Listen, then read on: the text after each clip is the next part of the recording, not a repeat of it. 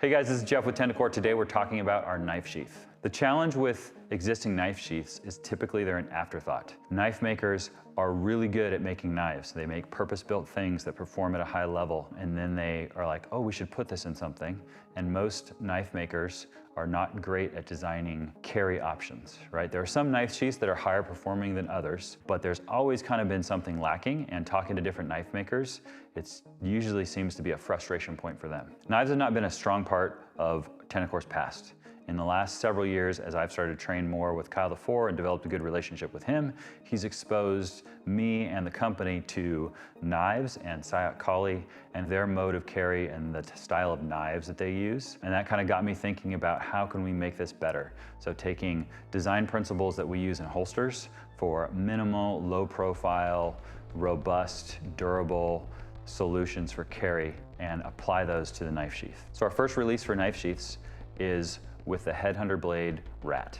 And so that is a knife that was designed by Harley Elmore from Headhunter Blades. So we're really grateful for him and his willingness to collaborate and partner with us on this new knife sheath design. So the objective with the Tenicor sheath is to basically take the big, large sheath that most people are using and shrink it down. So sheaths today are typically made with leather, but more popularly it's thermoformed with Kydex or Bolteron, and then also injection molding.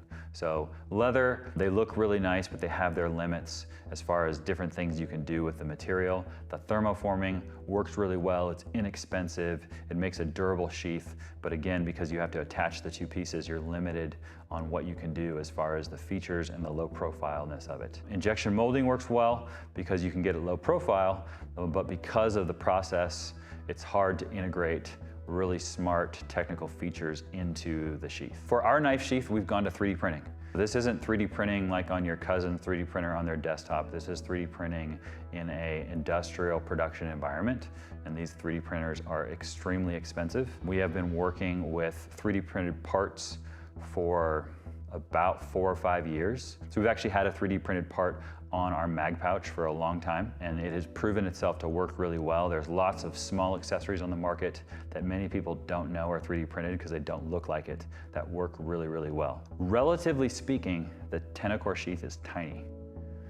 The Tenicor sheath is only what it needs to be to do the job of carrying and concealing the knife. And what 3D printing allows us to do, basically allows us to incorporate almost any feature we want into the sheath design while keeping it extremely low profile. Retention on our knife sheath is unique. So this is a patent pending feature where we have integrated basically a spring into the knife sheath that engages the knife in some sort of retention feature on it. So for our first introduction, the Headhunter Blades Rat, it's really easy because they have milled into the handle a retention feature. So it's really easy to use our design with that. But because of the design that we're using and some different ways to incorporate it that again are patent pending, we are gonna be able to utilize a similar design for most any knife that is out there on the market. The clip we use is the Discrete Carry Concepts high-level retention clip. There is not another clip or attachment that we would be willing to use because it is the only clip that is worth your life. So to start with, we are going to support the Headhunter Blades Rat, and then from there we'll look to expand the line for Headhunter blades. We also got permission from Amtac Blades to do aftermarket support for their knives, so we're looking to do the Northman X, and the Minuteman. We're currently talking to Shivworks as well about supporting some of their knives, so we'd probably start out with something like the Barracuda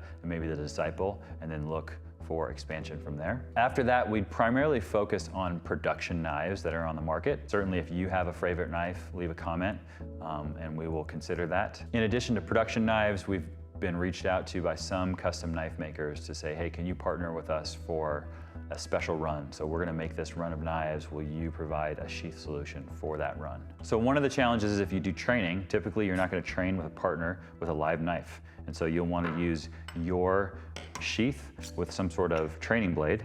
And then the question is, what do you do with this live knife? So we've designed a storage sheath. This storage sheath works really well.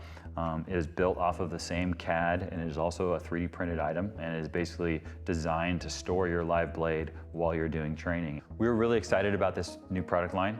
Sheaths, typically you go to the knife maker and you buy the thing that they make. and it's not something like a holster. Like you don't go to Glock to buy a holster, you go to Tenicor or some other company to buy a holster. And what we're looking to do is basically create a really high-performing sheath, a really high-performing carry method to kind of change the dynamics of the sheath world. And so you go buy the blade from the blade maker, but then when it comes to an actual practical carry sheath, you come to a company like Tenicor to provide that solution. So we are starting with this low-profile belt carry sheath, but we are also looking to take the same technology and the same design attributes and apply it to other things. So we would definitely be looking at pocket carry sheaths, potentially a deep carry waistline sheath.